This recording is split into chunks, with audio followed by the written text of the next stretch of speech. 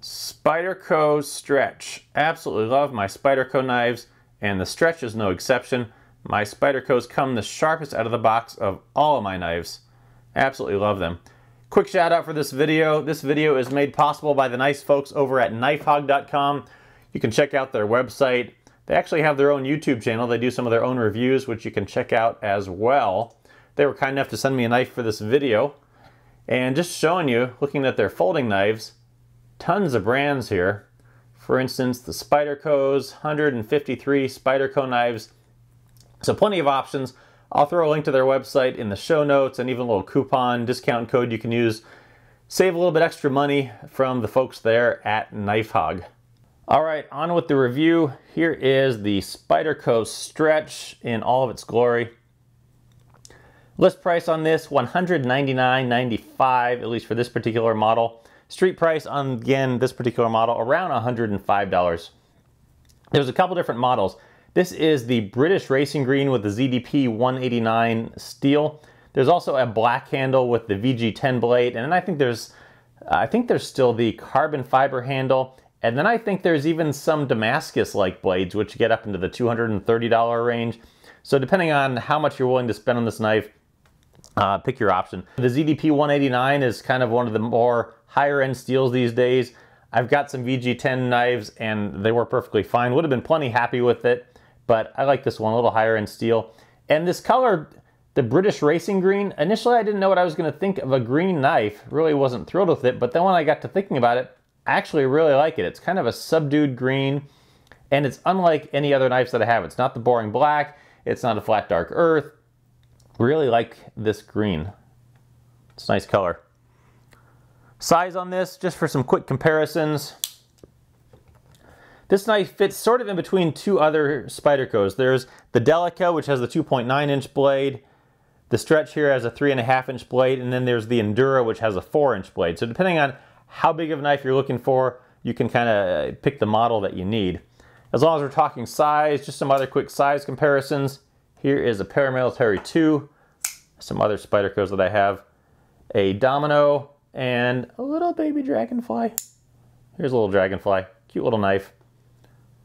Not really a fair comparison with all these, but you can see with all these, the lineage of all the Spyderco knives, all very similarly designed. The thumb holes on them, same size except for the little baby dragonfly.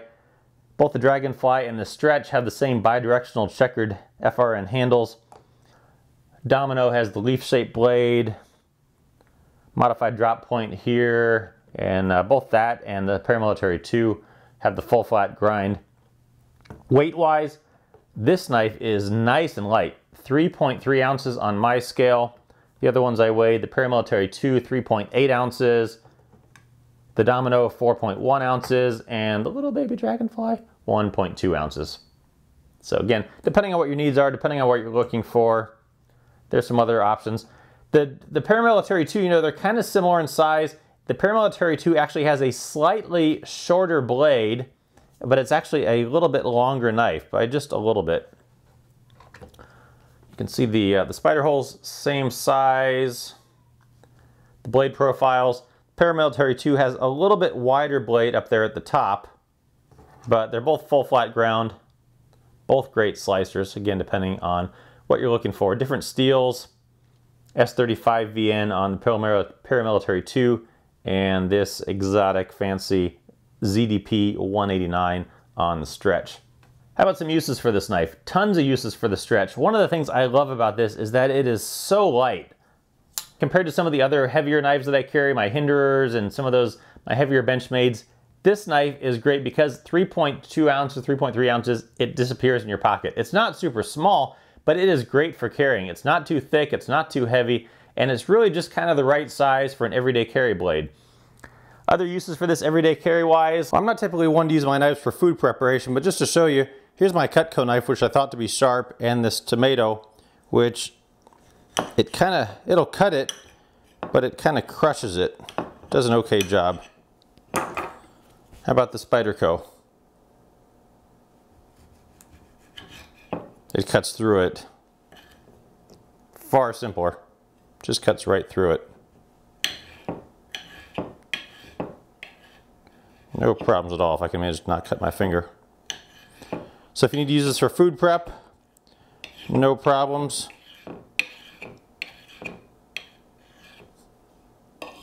Time to make some breakfast. Cutting open an envelope. Slices right through that. How about getting into a box? The tip on this is super sharp. Slices right through this sort of thing.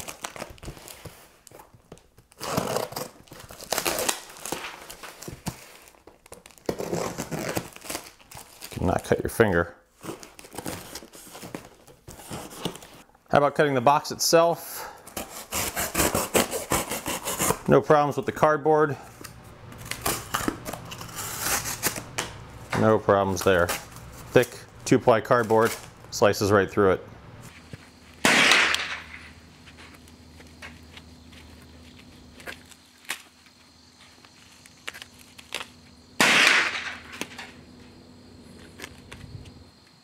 How about a tactical defensive knife? That modified drop point will do well if ever need to be pressed into that surface. So lots of uses for this knife. I've absolutely enjoyed carrying it. One of the things that I think I'm going to do with this knife is, because this is not a crazy high-end knife, I mean relatively so, and it's lightweight, I think this is the knife I'm going to take with me camping and to Everest and things like that, because I wouldn't be super mortified if something happened to this knife. It's lightweight, it's a great slicer, so I think this is going to be my Everest knife. All right, let's have a look now at how this knife is made. First, let's have a look at the scales. On this one, it has a fiber reinforced FRN handle, British Racing Green. You can see it's got the Spyderco logo there, and then this bidirectional checkered pattern. And if you look at this checkered pattern up close, you can see it's almost kind of like stadium seating. You can see how it kind of goes out and it angles down. And the way that works is when you're gripping it and you're pushing your thumb forward against it, it's going to resist, whereas pulling back it just slides. But this way you're not going to be as likely to slide off the edge of the blade. And then same thing with pulling back on the rear, because that checkered pattern goes in both directions. There's a little smooth spot here, and ingeniously that is right where the clip goes over, so you're not going to have any underclip issues because the clip is going to slide right over there. They've even done that with the Dragonfly 2. Smart stuff on their part. There's the little flat spot there, and the clip goes right over that. So nice design features they've built into this with that. Well thought out ideas. The handles here, there are tip up and tip down 4-way carry, all drilled there. Comes tip up right-handed, but easy to adjust. Lanyard hole in back here. On the back here, there is a mid-back lock. Some people don't like this lock. It's not a fast lock. When the knife is open, other knives like the compression lock on the Paramilitary 2, you can just close this nice and easy, not a problem. The liner locks, you can obviously do those one-handed, not a problem. This knife, most part, I take it and I close it with 2 hands. You can, though, once it loosens up a little bit, kind of shake it closed a little bit and then push it closed if you like. Not a big deal. I don't mind the lock. It's very sturdy lockup, but some people don't like the speed of that lock. For what it's worth, as long as we're there, no play, no side to side, no up and down. It's very sturdy, not going anywhere. Inside, there are some nested steel liners, and they are milled out. Shine a little light in there. You can see nice and aggressively milled out. Helps save a little bit extra weight on this thing. One of the other things with these handles, the FRN handles compared to like a G10 or a steel or something like that, is it's going to bend a little bit. They're going to be a little bit flimsier. This is not super high-end knife, but you can see here if you bend it, blade's nice and centered, so it's going to move a little bit. I don't find that to be a big deal. This is not a super hard-use knife, although I picture it's going to take almost anything I can throw at it. It's a great everyday carry knife. It's not going to be a big prying knife. You're not going to be, doing a lot of prying with that tip and the way it's designed. I don't have a problem with that, but if you're looking for a knife for that, this may not be the perfect knife for you. One other note on the clip. Here's the clip. It's painted. It will chip over time. Not a big deal. Adds a little character. They could have put a glued clip or something like that, Parkerized, but it would have added some cost to the knife. I don't mind it. Black clip looks nice. No problems there. And nice broad tip there. Putting this into your pocket.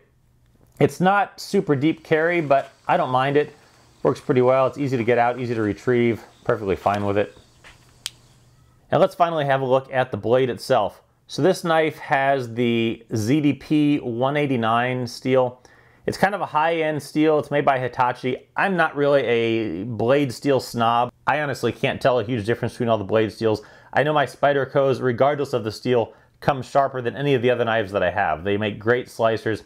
But this steel, it's higher end. It's got a high carbon content to it, which is going to make it have a much better edge retention. The downside, of course, is that it's going to be a little bit harder to sharpen, but very high-end steel that they've put in this knife. Kind of one of the more sort of exotic steels these days.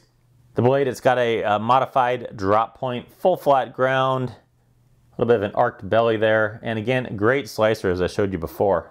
There is, of course, some jimping up here, actually on both sides.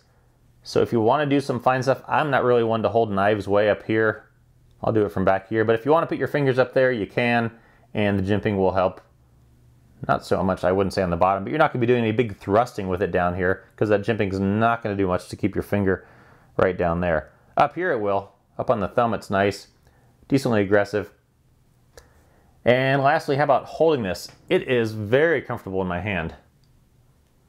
Both normal grip, reverse grip. There's really no hot spots on this. I have medium-sized hands, and it just fits kind of naturally right in there.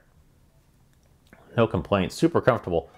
So there you have it, the Spyderco Stretch British Racing Green ZDP 189.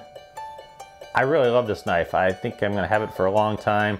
Great lightweight, everyday carry, lightweight tactical, tons of uses. Check this out. Check out the knife folks at Knife Hog. Appreciate you watching. As always, I will catch you again next time.